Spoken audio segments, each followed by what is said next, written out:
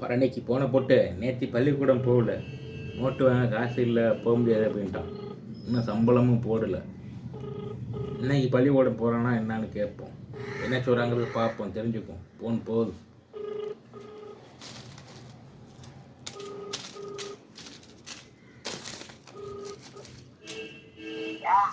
எங்க பரணே பல்டம் போகிறாங்களா இல்லையா நினைக்கிறானா?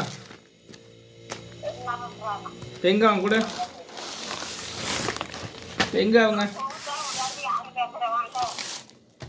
ஆ எங்க அவங்க அந்த வீட்டில் இருக்கிறாங்களா? ஆ ஆ இப்போ வரல என்ன? ஆ ஆ